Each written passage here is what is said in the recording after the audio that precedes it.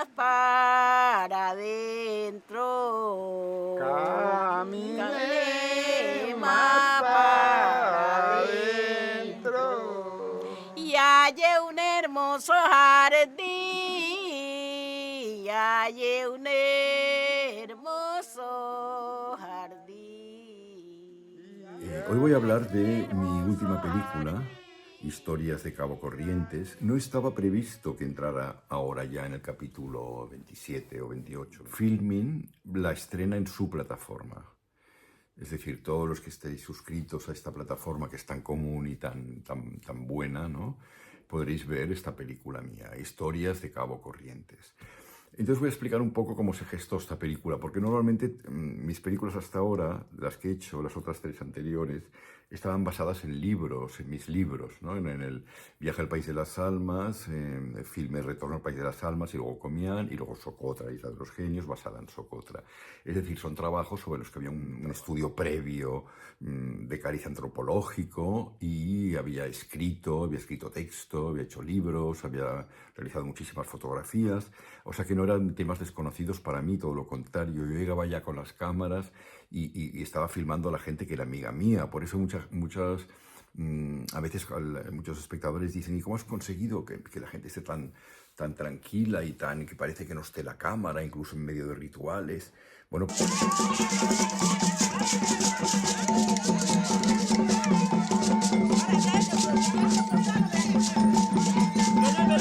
precisamente por la confianza, por el contacto que tenía yo con la gente, que eran amigos a base de años de viajar ahí. Es decir, eran viejos conocidos todos y por tanto no tuve ningún problema. En cambio, en Historia de Cabo Corrientes fue muy distinto.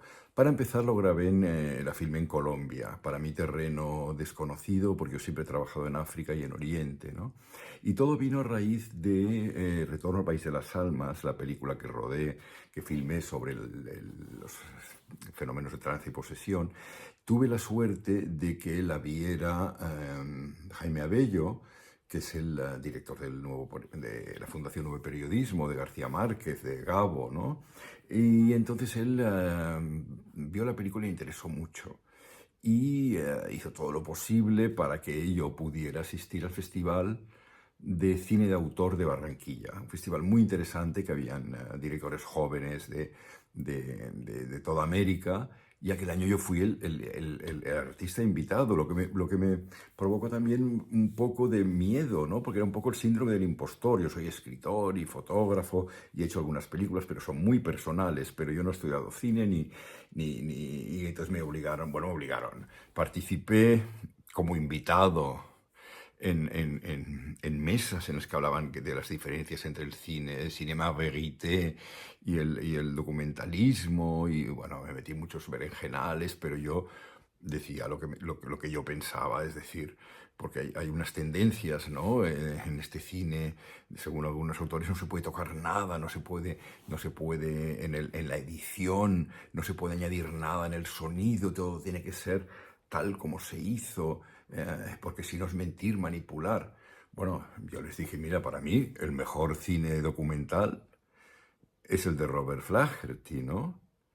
Pues para empezar, cuando fue a filmar el famosísimo Nanook el esquimal, los esquimales ya no hacían aquellos agujeros como de los chistes en el hielo para pescar. Eso ya no lo hacían.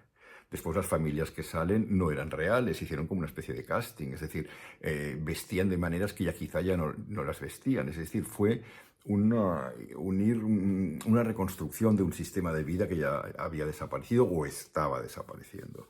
Lo mismo hizo con la maravillosa Los Hombres de Arán. No sé si la habéis visto, y si no lo habéis hecho, os la recomiendo vivamente. Es una película maravillosa, rodada en las Islas Arán, en la costa oeste de Irlanda, en un paraje muy difícil, en la que los habitantes sobre todo confiaban la migración anual de las ballenas, del tiburón ballena, que no ataca a la gente, ese que es tan grande, que va recogiendo el plancton, ¿no? Y que tiene un aceite que lo utilizaban para las lámparas y para muchas cosas, ¿no? Y bueno, en la película se ve las condiciones tan difíciles, que aprovechaban grietas, metían algas para poder ahí plantar patatas. Es decir, una película que es maravillosa y sale una familia, un matrimonio y el hijo, ¿no? Y que sobreviven ahí en medio de aquellas tempestades. Bueno, pues para empezar, la familia no era tal. Es decir, Robert Flaherty hizo un recorrido por Irlanda, por aquella zona, evidentemente, por las islas, y hizo un casting de mujeres y escogió una que pensó que podía ser la madre. Luego hizo lo mismo con hombres y luego con niños. Es decir, aquella familia no era tal. Sin embargo, es maravilloso, porque en el cine finalmente lo que interesa es el mensaje que acaba transmitiendo, o la emoción, ¿no? Y entonces él con esto ya cumplía. Entonces yo eso lo dije en este festival, ¿no? Y fue un poco controvertido. Bueno, para acabar, la película gustó mucho. Y entonces había un antropólogo que se llamaba Germán Pifano, que nos hicimos muy amigos, pero mucho. A él le interesó mucho el tema. Él estaba trabajando con los indios Cuna en Panamá. Y después también había hecho un documental interesantísimo, Infierno Paraíso, sobre un español drogadicto que tomaba bazuco, esta especie de residuo de la combustión ahora lo diré mal esto, de la cocaína. Bueno, no me acuerdo, no sé exactamente lo que es, pero es algo realmente que muy malo para la salud, evidentemente, y que destroza los pulmones y a la gente. Y era realmente dantesco, porque era en el barrio donde se filmó, que ya no existe porque fue arrasado. Ves allá sombras que deambulan por la noche con unos fuegos. Una película que es realmente muy impresionante. Recuerdo que nos invitaron a un programa así tipo María Teresa Campos por las mañanas, y entonces fuimos Diego y yo, y allá estaban presentando, yo qué sé, estaban haciendo recetas de amas de casa, unas tías súper pijas y no sé de qué hablaban, de trapos, de todo. Y de repente, y estábamos Diego y yo ahí como dos pulpos en un garaje, y de repente vemos una chica con un papel que ponía, una pizarra. Ponía, invitados, hagan el favor de sentarse bien. Y entonces yo miro a Diego estaba con las piernas así como espatarradas, yo también estaba un poco de cualquier manera, pretendían que estuviéramos así como con una compostura enorme. Entonces Diego, que era más anarco que yo, ¡pam!, se abría las piernas. Y bueno, y aquella chica estaba como histérica con nosotros, pero fue divertidísimo. Y de repente a mí me dice una, oiga, ¿y su película sobre qué va? Y yo dije, mira, sobre fenómenos de trance y de posesión, cuando bajan los espíritus, poseen las sacerdotisas, etcétera. Y entonces ella me corta, me dice, ay, qué interesante, qué bonito. Y pasó a hablar de otra tontería que no sé sobre qué era, ¿no? Pero bueno, fue muy divertido. Y luego cuando aquella noche decidimos que íbamos a rumbear, que es como llaman allá, a salir de marcha. Fuimos a uno de esos sitios que tocan bachata, tal, que es como muy divertido, habíamos ido ya alguna noche, pero de repente vino lo que llaman ellos el arroyo. Y entonces el conductor de la camioneta de la organización dice, uy, me parece que esta noche va a haber arroyo. Digo, "Ah". Bueno, entonces empezó a bajar una cantidad de agua, pero agua y agua y agua. Evidentemente tuvimos que no podíamos cruzar, pero el agua era, ¡bam!, arrastraba los coches que se iban moviendo así, asá. Bueno, estuvimos horas allá dentro de aquella camioneta. Por suerte, había una caja con ron, La Hechicera. Y entonces nos zampamos una botella o dos de ron entre los 10 o 12 que estábamos ahí, empezamos a explicar tonterías, bueno. Pero esto creó como una cohesión. Y ahí estaba Germán, evidentemente, también. Después bueno, la película tuvo mucho éxito, las preguntas eran inteligentísimas, había muchísima gente joven que se interesaba ya no digo yo por mi película, por todas, ¿no? Y yo creo que es el sitio donde se han hecho preguntas más interesantes y la gente se ha interesado más y tal.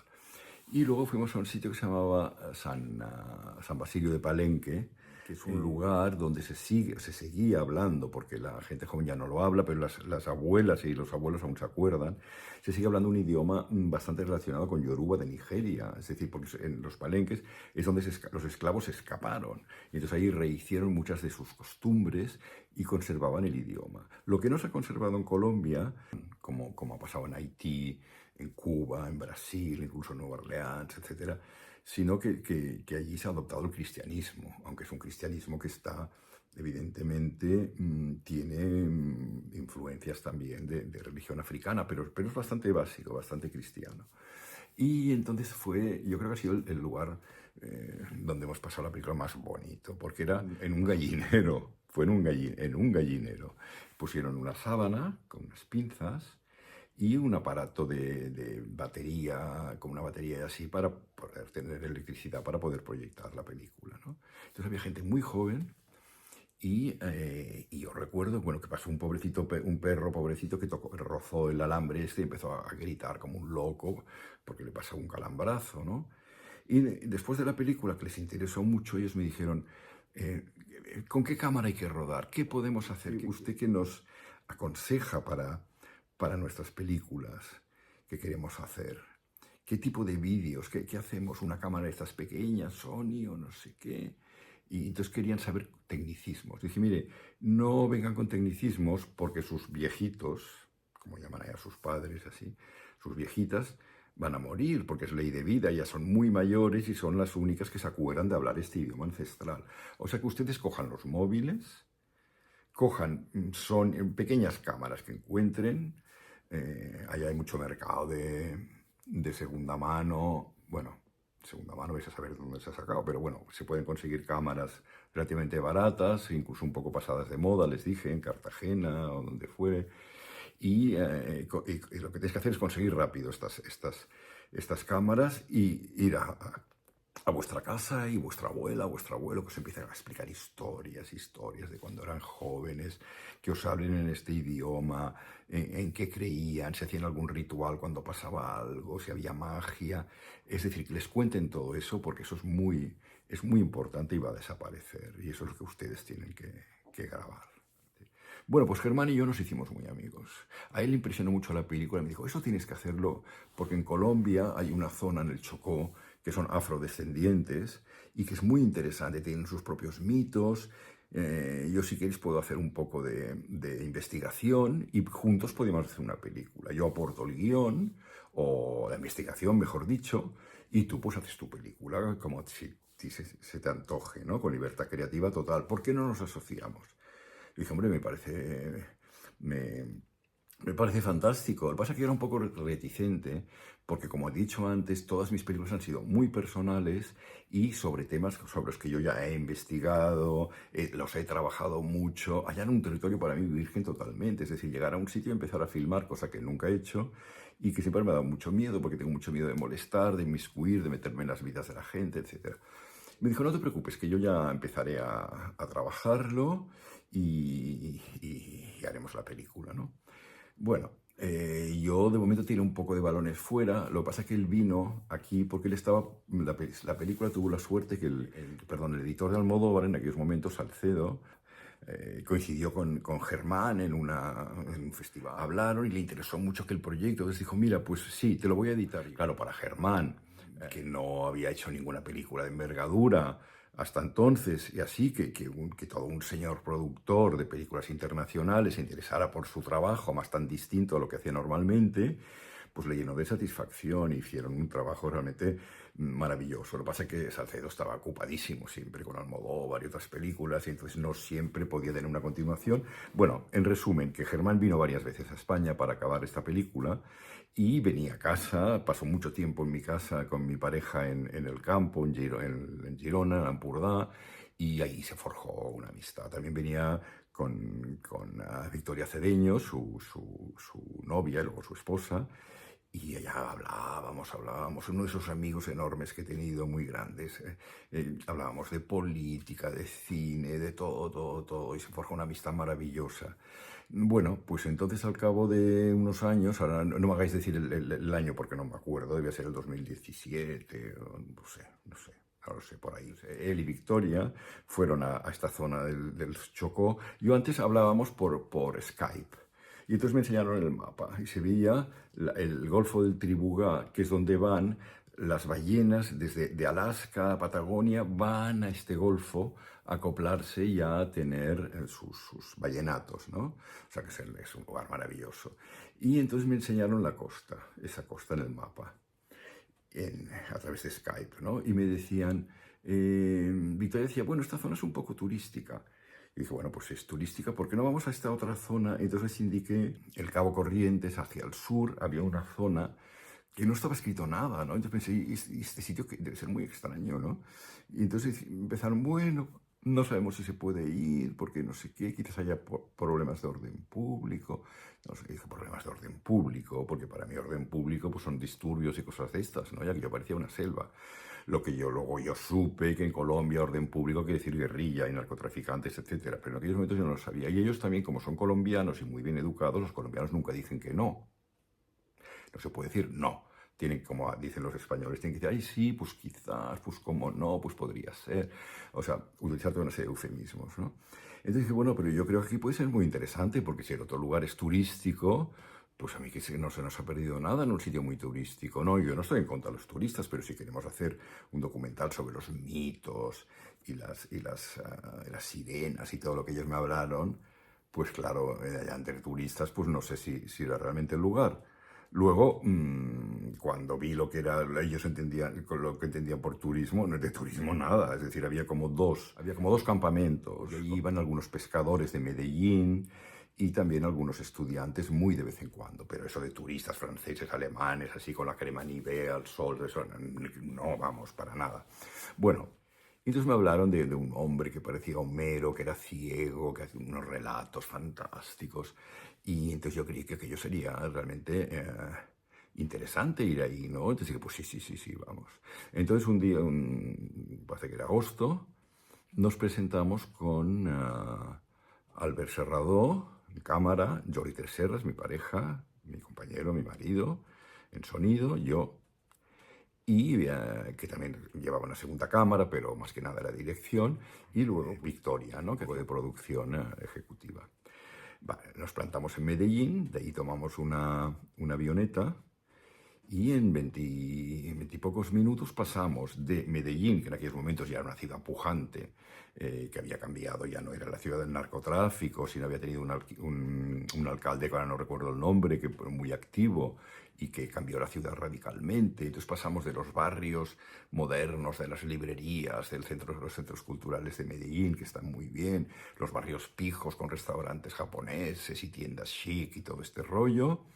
Pues en 20 y pocos minutos de ahí se atravesaba la selva, no hay carreteras ni nada, y estábamos en el corazón de África. Es decir, es una cosa muy impresionante porque ves las diferencias sociales y de clase tan fuertes que existen en Colombia. Bueno, y de ingresos ya no digamos. O sea, llegamos a una región en la que no había ni carreteras, prácticamente no había médicos, bueno, nada, y la electricidad que iba y venía algunas horas al día, pero era un lugar maravilloso. La selva se precipita en el mar, es decir, no son estas costas del Caribe con cocoteros, no, eran los árboles de la selva que llegan al mar. Es una de las zonas del mundo donde llueve más, después de Assam, y allá llueve muchísimo, todo siempre está mojado, las sábanas, no se seca nunca nada, la ropa interior, pero luego al final da igual, porque mira, yo estaba trabajando y me hacía tanta ilusión que ya me daba igual todo, ¿verdad? ¿Qué quieres que...?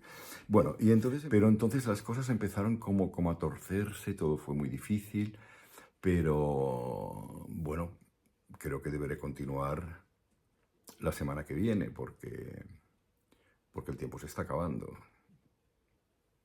Hasta muy pronto.